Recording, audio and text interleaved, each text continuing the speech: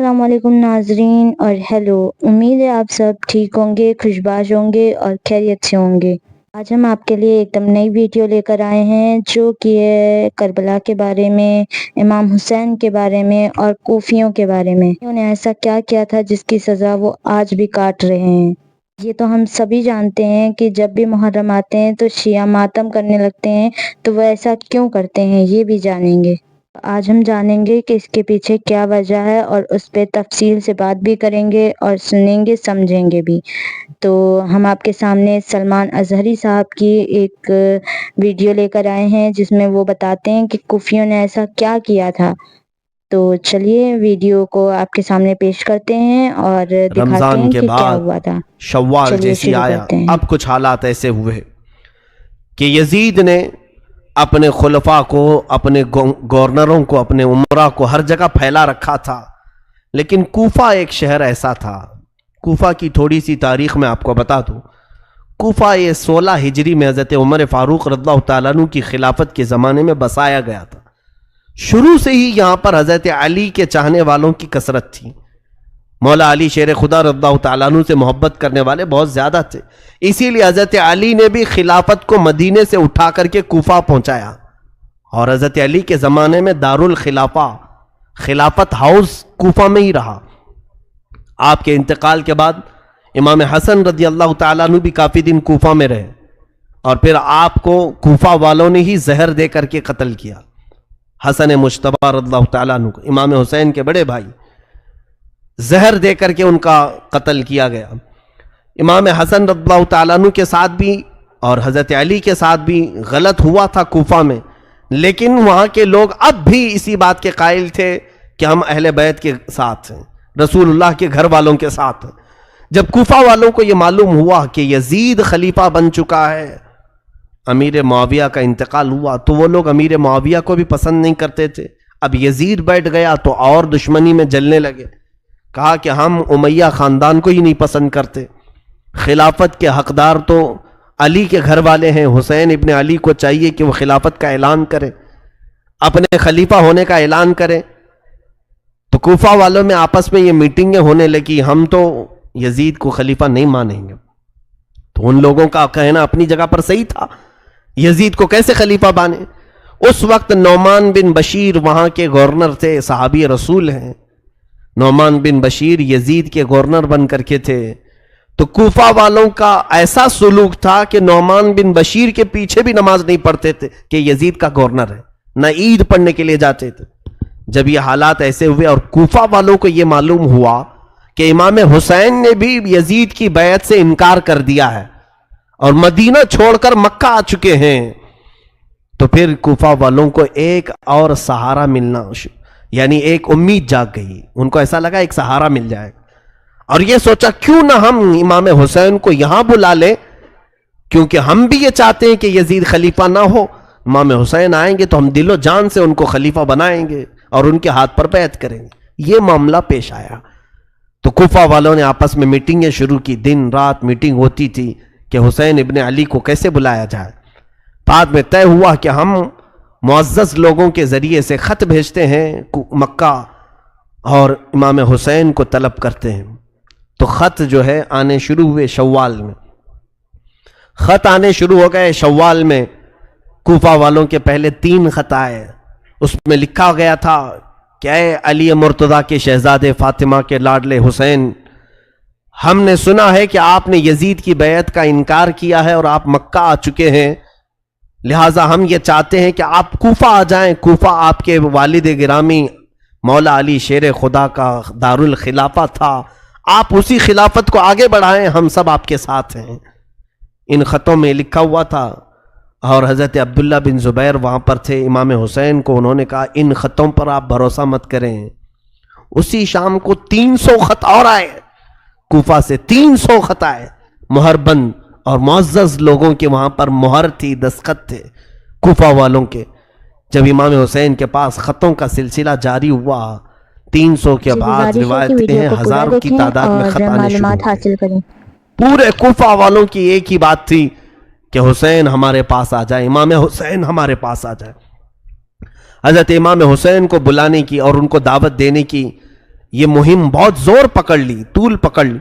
اس کے بعد امام حسین نے اپنے گھر والوں سے مشورہ کیا، کیا ہم مکہ میں ہی پوری زندگی کاٹ دیں یا پھر کوفہ جائیں؟ کوفہ جا کر کے ہم دیکھتے ہیں۔ تو سارے لوگوں نے کہا کہ کوفہ نہ جائیں۔ وہ لوگوں نے حضرت علی کے ساتھ بھی اچھا معاملہ نہیں کیا، امام حسن کے ساتھ بھی اچھا معاملہ نہیں کیا۔ امام حسین پھر خاموش ہوئے۔ اب یہاں پر ذی القعدہ کا مہینہ شروع ہو چکا تھا۔ پھر خطوط اتنے آئے کہ کوفہ والوں نے ایسا خط لکھا، دیکھیں اب امام حسین کو جانا ضروری ہو گیا تھا۔ کیوں؟ انہوں نے لکھا تھا کہ اے حسین ابن علی، امام علی مقام، قیامت کے دن اگر اللہ تعالی ہم سے سوال کرے کہ تم نے یزید جیسے فاسق و فاجر کو امام کیوں بنایا، کیوں اس کے ہاتھ میں بیعت کی، تو آپ سن لے، ہم اللہ کی بارگاہ میں یہ کہیں گے، ہم نے تو تیرے رسول کے شہزادے کو بلایا تھا، انہوں نے اپنا ہاتھ ہمیں نہیں دیا، اس لیے ہم نے یزید کے ہاتھ میں ہاتھ دیا۔ یہ بلیک میل کرنے کا طریقہ ہے، اس طور پر ایموشنل کرنے کا طریقہ ہے۔ تو انہوں نے جب یہ کہا تو یہ حجت ہو گئی امام حسین پر۔ حضرت امام حسین نے کہا میرے اوپر اب جانا واجب ہو گیا ہے، کیونکہ ظاہر سی بات ہے کوفہ والے ایک ظالم و جابر کے خلاف کھڑے ہیں، تو جو سمجھتا ہے کہ ظالم کے ہاتھ میں ہاتھ نہیں دینا چاہیے، اسے چاہیے کہ وہ اپنا ہاتھ ان کے سامنے بڑھائے۔ ظاہر سی بات ہے اصول اور طریقہ یہی ہے کہ اگر کوئی گندے پانی کا گلاس لے کر پکڑا اور پی رہا ہے تو آپ کا فرض بنتا ہے آپ اس کو روکیں، آپ اس کو روکیں۔ لیکن روکنے کا طریقہ کیا ہے؟ آپ ایک اچھے پانی کا گلاس اس کو دیں اور وہ پانی پھینکنے کا حکم دیں، وہ پھینک دے گا اور آپ کے پاس کا اچھا پانی پی لے گا۔ اور اگر آپ اچھا پانی بھی نہیں دے رہے اور اس کو برائی سے روک بھی رہے ہیں، برے پانی سے، وہ پیاسا ہے پی لے گا۔ یہ اصول ہے، یہ دستور ہے۔ حسین اعظم رضی اللہ تعالیٰ عنہ جب یزید کی بیعت کا انکار کر چکے تھے تو ظاہر سی بات ہے اچھا خلیفہ بھی دینا آپ کی ذمہ داری ہو گئی تھی، اور اس کے سب سے زیادہ حقدار امام حسین تھے۔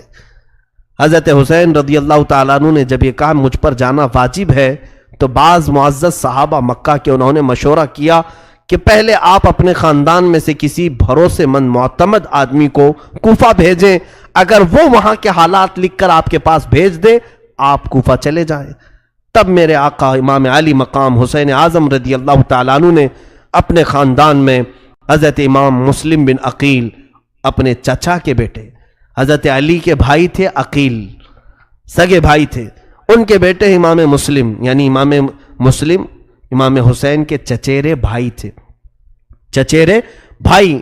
امام مسلم کو بلایا، کہا کہ میرے بھائی میں چاہتا ہوں کہ آپ کوفہ جائیں اور وہاں کے حالات دیکھ کر کے مجھے لکھ بھیجو، جیسے حالات ہوں گے میں سفر کروں گا۔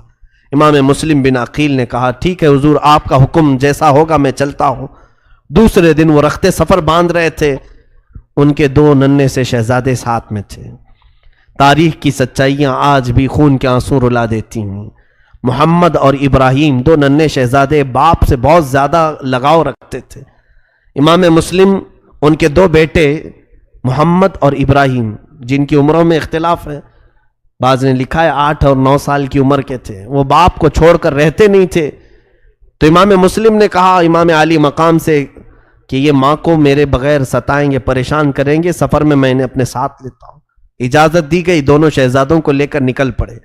امام مسلم بن عقیل سفر کر کے جب کوفہ کی طرف آئے، کوفہ جیسے ہی آپ داخل ہوئے، کوفہ والے آپ کے استقبال کے لیے پورے راستے سجا چکے تھے، نعروں کی گونج میں آپ کو لایا گیا، جگہ جگہ آپ کے استقبال، ہر گھر میں دعوت، اور ہر گھر والا آپ کے لیے پلکیں بچھائے کھڑا تھا۔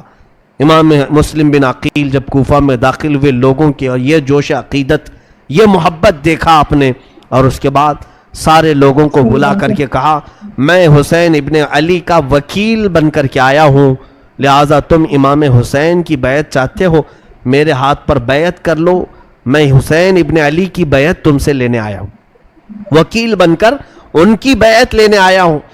تو اس وقت کوفی لوگوں میں سے 12,000 لوگوں نے آپ کے ہاتھ پر بیعت کی، 12,000 لوگ بیعت کیے۔ یہ محبان اہل بیت کہلائے۔ حضور صلی اللہ علیہ وسلم کے گھر والوں سے محبت کا انہوں نے ایک عملی نمونہ پیش کیا۔ حضرت امام مسلم بن عقیل نے دیکھا حالات بہت اچھے ہیں، حتیٰ کہ وہاں کے گورنر جو نعمان بن بشیر تھے انہوں نے بھی حضرت امام مسلم بن عقیل کے ساتھ کوئی غلط معاملہ نہیں کیا، کوئی برا برتاؤ نہیں کیا، کیونکہ وہ صحابی رسول تھے۔ اگرچہ یزید نے ان کو گورنر بنایا تھا لیکن انہیں معلوم تھا کہ رسول اللہ کے گھر والے ہیں۔ انہوں نے حضرت امام مسلم بن عقیل کو بلا کر کے کہا، اے امام مسلم بن عقیل، یزید کو اگر یہ حالات کی خبر ہوگی تو وہ سختی کرے گا، وہ اپنی فوج کے ذریعے سے ظلم کر سکتا ہے، لہٰذا آپ مصلحت کا کوئی راستہ دیکھیں۔ تو اس دربار میں ایک شخص بیٹھا تھا جو یزید کا ہم نوا تھا، یزید کا خبری تھا، جاسوس تھا۔ اس نے نعمان بن بشیر کے خلاف یزید کو خط لکھا، کہا تمہارا گورنر نااہل ہے، یہاں حسین کی طرف سے وکیل بن کر کے مسلم بن عقیل آئے ہیں، پورے کوفہ کا ماحول تمہارے خلاف گرم ہو چکا ہے، سارے لوگوں نے حسین کی بیعت کر لی۔ یہ خط یزید کے ہاں پہنچا۔ ادھر امام مسلم بن عقیل نے حالات دیکھے، بہت اچھے تھے، گھر گھر میں اہل بیعت کے چرچے تھے۔ امام مسلم بن عقیل نے اسی دن خط لکھا مکہ اور روانہ کر دیا۔ خط لکھ کر کے ایک قاصد کو بھیجا، اے حسین ابن علی شہزادہ رسول، آپ تشریف لائیں، کوفہ کی سرزمین بالکل سازگار ہے، ماحول بہت اچھا ہے، آپ کے چاہنے والوں کی تعداد بہت زیادہ ہے، یہاں ہر گھر میں آپ کا عاشق ہے، آپ کا انتظار کر رہے ہیں۔ یہ خط لکھا اور مکہ کو روانہ کر دیا۔ دوسرے ہی دن ادھر یزید نے اپنی میٹنگ بلائی اور کہا کوفہ کا ماحول ہمارے خلاف ہو چکا ہے، کوفہ میں حسین کی بیعت چل رہی ہے، کوفہ میں مسلم بن عقیل آ کر کے حسین کا وکیل بن کر کے بیعت لے رہا ہے۔ اس خبر کے بعد اس نے پوچھا کہ کیا کرنا چاہیے۔ وہاں بیٹھے ہوئے لوگوں نے مشورہ دے کر کے کہا وہاں کے گورنر نعمان بن بشیر کو ہٹاؤ اور کسی سخت قسم کے گورنر کو نافذ کرو۔ تو لوگوں نے مشورتاً کئی نام پیش کیے، اس میں ایک نام آیا عبید اللہ بن زیاد کا، جس کو ابن زیاد کہہ رہے ہیں۔ یہ بصرہ کا گورنر تھا۔ اس کے متعلق لوگوں کا خیال یہ تھا کہ اتنا سخت دل تھا، یہ کسی کی رعایت نہیں کرتا تھا، اور ایک طوائف کا بیٹا تھا۔ یہ اور بات ہے کہ اسلام لایا، بعد میں اسلام میں آیا، لیکن دل کی سختی ویسی تھی۔ ایک بات یاد رکھے، میں نے کافی دن قبل یہ بات عرض کی تھی، حلالی اور حرامی ہونے کا ثبوت اسی سے ملتا ہے، جو بزرگوں کے متعلق ادب کا لہجہ رکھتا ہے اس کے حلال ہونے کا ثبوت ہے، اور جو بزرگوں کے خلاف بکتا ہے یا بے ادبی کا اظہار کرتا ہے اس کے نطفے میں شک ہوتا ہے، وہ صحیح طریقے سے دنیا میں نہیں آیا ہے۔ بہرحال عبید اللہ بن زیاد سخت قسم کا گورنر تھا۔ یزید نے اسے پیغام بھیجا کہ تو بصرہ چھوڑ اور کوفہ کی گورنری لے، نعمان بن بشیر کو معزول کر اور تو وہاں کی گورنری کو سنبھال، اور مسلم بن عقیل کے ہاتھ میں جتنوں نے بیعت کیا اس ماحول کو پورا بدل ڈال، میری بیعت لے لے سب کے ساتھ۔ تو یہ عبید اللہ بن زیاد کو حالات معلوم ہو گئے کوفہ کے، یہ اپنے ساتھ 20-25 لوگوں کو لے کر بصرہ سے نکل کر کوفہ آیا۔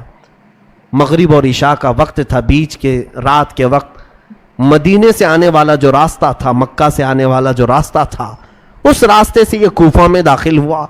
لوگوں کو ایسا لگا کہ امام حسین آ گئے ہیں، امام حسین آنے والے تھے کیونکہ خط بھی جا چکا تھا، امام مسلم بن عقیل نے بلا بھی لیا تھا امام حسین کو، تو لوگوں کو لگا کہ امام حسین آ گئے، اور یہ حجازی لباس بھی پہن کر کے عبید اللہ بن زیاد مکار، دھوکہ دینے کے لیے، اس لیے کہ اگر یہ کھلے عام آتا تو اس کو پکڑ کے مارتے، لوگ داخل ہونے نہیں دیتے کوفہ میں، پورے کوفہ والے اس وقت امام حسین کی محبت میں تھے۔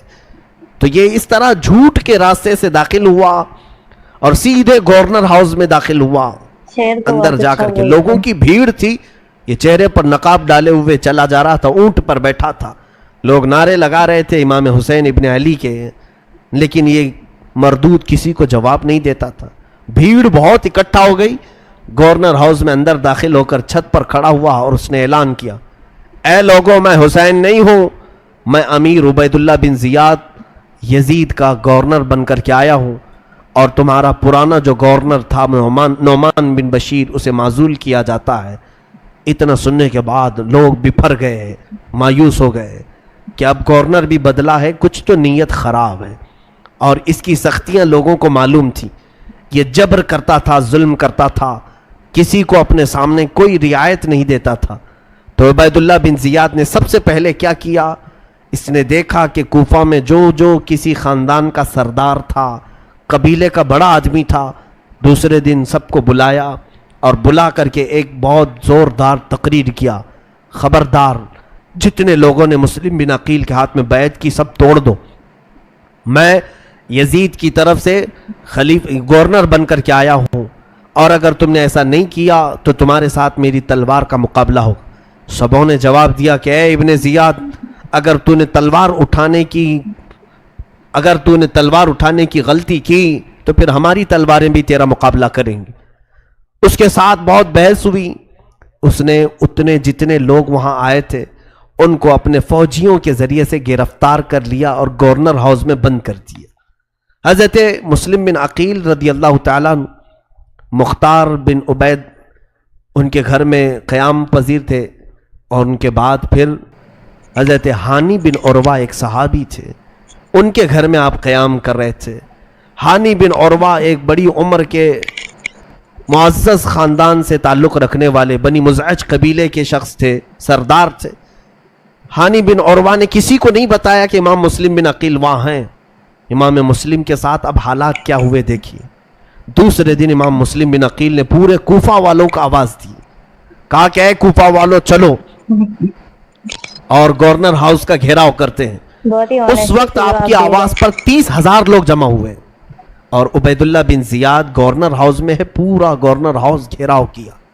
امام مسلم بن عقیل اگر صرف ایک اعلان کرتے تو اینٹ سے اینٹ بجا دیتے، اسی دن اس کا خاتمہ ہوتا، لیکن یہ اہل بیت کا گھرانہ ہے، خون پسند نہیں کرتے، اور خاص طور پر مسلمانوں میں کیسے پسند کریں۔ امام مسلم بن عقیل نے سوچا کہ بات چیت سے معاملہ حل کروں۔ عبید اللہ بن زیاد کو پکارا اور کہا کہ اگر تو کوفہ والوں کے ساتھ سختی کرے گا تو ہم تیرے ساتھ سختی کریں گے۔ اس نے ماحول کو گرم دیکھ کر کے کیا کیا، جتنے وہ سرداروں کو نظر بند کر کے رکھا تھا ان کو گورنر ہاؤس میں پھر سے طلب کیا اور کہا جتنے تمہارے خاندان والے گھروں والے یہ آئے ہیں مسلم بن عقیل کے ساتھ، چھت پر چڑھ کر کے انہیں اعلان کر دو کہ سب مسلم کی سے الگ ہو جائیں، نہیں تو پھر تمہارے خاندانوں کو بھی میں تباہ کر دوں گا اور تمہاری گردنوں کو بھی صحیح نہیں چھوڑوں گا۔ ان پر یہ بات اثر کر گئی، وہ سب کھڑے ہوئے، ان کے خاندانوں والے بہت سارے تھے مسلم بن عقیل کے ساتھ، تو سبوں نے چھت پر کھڑے ہو کر کے کہا کہ اے لوگو، اگر ہماری جان کی امان چاہتے ہو تو چھوڑ کے ہٹ جاؤ، امام مسلم بن عقیل کے سے ہٹ جاؤ، یہ عبید اللہ بن زیاد اور یزید بہت سخت ہیں، تمہیں بھی مار ڈالیں گے ہمیں بھی مار ڈالیں گے۔ ان لوگوں کو جب چھت پر چڑھے ہوئے دیکھا تو سب کی نیتیں بدل گئیں، ارادے بدل گئے، سب منتشر ہو گئے، یہاں تک کہ روایت میں امام مسلم بن عقیل اس دن شام میں جب مغرب کی نماز اور عشاء کی نماز کوفہ کی جامع مسجد میں پڑھانے کے لیے تھے تو تقریباً 12,000 لوگ آپ کے پیچھے نماز پڑھ رہے تھے، 12,000 لوگ نماز پڑھ رہے تھے۔ پھر فجر میں جب آپ وہاں نماز کے لیے تھے تو سوائے آپ کے 2 چھوٹے بچوں کے کوئی نہیں تھا صف میں، پوری صفوں میں کوئی نہیں تھا۔ کوفہ والے اچانک تبدیل ہو گئے، اسی لیے آج تک کوفہ کا نام اتنا بدنام ہے کہ دھوکہ دینے والے کو کوفی کہا جاتا ہے، غدار آدمی کو کوفی کہا جاتا ہے۔ کوفہ والوں نے رسول اللہ کے گھر والوں کو اچانک چھوڑ دیا بیچ راستے میں۔ امام مسلم بن عقیل نے کہا ہے محرومی اس حالت میں ان لوگوں نے لایا، وہ کہاں ہیں وہ نعرے، وہ کہاں ہیں وہ خطوط جو لکھے جا رہے تھے۔ امام مسلم بن عقیل نے حالات کا مشاہدہ کیا اور ہانی بن عروہ کے گھر میں نظر بند ہو گئے۔ اب عبید اللہ بن زیاد نے تلاش جاری کروا دی کہ ڈھونڈ کر کے لاؤ کہ مسلم بن عقیل ہے کہاں، کسی کو نہیں مل رہے تھے۔ ایک جاسوس معقل نام کا غلام تھا، شامی غلام، اس کو کچھ پیسے دے کر کے اس نے جاسوسی کے ساتھ ڈھونڈنا شروع کیا۔ اس نے ایک معزز شخص کو پکڑا اور کہا کہ میں اہل بیت کا سچا عاشق ہوں، سنا ہے امام مسلم بن عقیل کوفہ میں ہیں، میں ان کو کچھ ہدیہ دینے کے لیے آیا ہوں، میں مدینے سے آیا ہوں۔ تو انہوں نے خیر خواہ سمجھا اور وہ لے جا کر کے ہانی بن عروہ کے گھر اسے پہنچایا۔ وہ معقل نام کا غلام ہانی بن عروہ کے گھر گیا۔ حضرت ہانی بن عروہ نے پوچھا کہ کیوں آئے ہو؟ وہ روتے دھوتے کہنے لگا سنا امام مسلم بن عقیل بڑی تکلیفوں میں آ گئے، میں اہل بیت کا بڑا عاشق ہوں، میں ان کو کچھ نذرانے دینے آیا ہوں، کچھ سونے کے سکے اشرفیاں لے کر کے آیا تھا، हानी बिन उरवा ने उसको भी मुहिब्बे अहले बैत समझकर अंदर ले गए, खास कमरे में इमाम मुस्लिम बिन अकील से मुलाकात करवाई। इल्म नहीं होगा, कौन बताएगा, लेकिन जब वहां पहुंचे सलाम किया तो उसने जवाब नहीं दिया। हानी बिन उरवा को सीधे उसने चिल्लाना शुरू किया, जबकि वो सहाबी थे। हानी बिन उरवा, क्या तुझे मालूम नहीं कि तू अमीरुल मोमिनीन के खिलाफ बगावत छेड़ रखा है? तू अपने घर में एक बागी शख्स को पनाह दे रखा है और वहां पर मीटिंगें करता है, लोगों को इकट्ठा करता है, हमारे खिलाफ लड़ने के लिए ताकत जमा कर रहा है। वो बकता गया। हानी बिन उरवा ने कहा, नहीं, मैं ऐसी कोई साजिश में शरीक नहीं हूं। हाँ, अलबत्ता अकील वो रसूलुल्लाह के घर वालों में से हैं, अगर वो मेहमान बनकर मेरे घर में आए हैं तो मैं उन्हें मेहमान ठहराऊंगा और मैं उनकी खिदमत करूंगा। उसने कहा, हानी तुम मुस्लिम बिन अकील को हमारे हवाले कर दो, हमारे हवाले कर दो। हानी बिन उरवा ने कहा, मेरी पूरी जिंदगी खत्म हो जाए मगर मैं अपने हाथों से इमाम मुस्लिम को तेरे हवाले नहीं करूंगा, तेरे हवाले नहीं करूंगा। इमाम मुस्लिम बिन अकील को हवाले करने से उन्होंने इनकार किया तो उबैदुल्लाह बिन जियाद ने कहा, हानी तुम्हें मालूम नहीं मेरे तलवार की सख्तियां? हानी बिन उरवा ने कहा, अगर तेरे तलवार की सख्तियां हैं तो मेरे घर के अफराद भी तेरी ईंट से ईंट बजा देंगे। मेरा कबीला बहुत बड़ा है, हमारे खानदान के लोग यहां पर सब हाजिर हो जाएंगे। उसने हानी बिन उरवा को नजरबंद कर दिया, कैद कर लिया अपने अंदर। उनके चेहरे पर छड़ी से इतना मारा गया था कि जख्मी हो चुके थे, पूरे लहूलुहान हो गए थे। उनकी उम्र तकरीबन 80 साल की थी। इतना जख्मी करके उन्हें नजरबंद कर दी। दूसरे दिन कूफा में यह बात मशहूर हो गई कि हानी बिन उरवा को कत्ल कर दिया गया है। उनका जो बड़ा खानदान था वो सब जमा हो गए गवर्नर हाउस पर आकर के उन्होंने हमला किया, कहा हानी बिन उरवा हमें चाहिए। उबैदुल्लाह बिन जियाद ने फिर मक्कारी की। काजी शुरैह जो उस वक्त के मशहूर काजी थे उनको बुलाया और कहा कि इन लोगों को गवाही दो। काजी की गवाही सारे लोग मानते थे। काजी कह दे चांद है तो चांद है, काजी कहे ईद है तो ईद है। कहा कि तुम सबको कह दो कि हानी बिन उरवा जिंदा है और कत्ल नहीं हुआ है, इन लोगों को मुंतशिर कर दो। काजी शुरैह हजरत हानी बिन उरवा को देखने के लिए आए। उनकी हालत बहुत गंभीर थी। वो आकर के बाहर काजी शुरैह ने ऐलान किया, उनके दिल में नहीं था, लेकिन उबैदुल्लाह बिन जियाद की सख्तियां ऐसी थी कि उनके खानदान वालों से कहा कि हानी बिन उरवा महफूज है, कत्ल नहीं हुए। काजी की गवाही सुनकर के सब मुंतशिर हो गए, चले गए। किसी मसलहत की बिना पर उबैदुल्लाह बिन जियाद ने उनको गवर्नर हाउस में रखा है, ये धोखा दिया गया।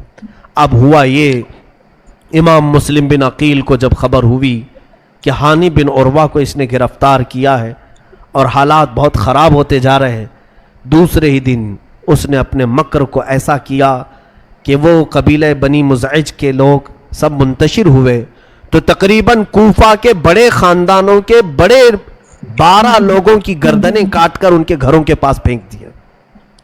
पूरा कूफा सहम गया, डर गया। बड़े बड़े लोगों की गर्दनें पड़ी हुई हैं नालियों में, गटरों में। खौफ का माहौल कायम किया, ये डर का माहौल कायम किया। सब घरों में दुबक गए, घरों के दरवाजे बंद थे, मार्केट बंद थी, चुके थे, बंद कर देते कहीं ये हमारे घर में आए तो आफत ना आ जाए, इब्ने जियाद की सख्तियां हमारे साथ ना आ जाए। मेरे अजीजों, दुनिया इतनी तेजी से बदलती है, बोला नहीं जा सकता। मतलब के लोग होते हैं, मुंह पर तारीफ करने वालों पर कभी यकीन ना करना कि ये तुम्हारी मौत तक साथ रहने वाले हैं। उम्मीद है वीडियो आपको पसंद आई होगी। चैनल को सब्सक्राइब करें, वीडियो को लाइक करें, शेयर करें और कमेंट करें। अल्लाह हाफिज़।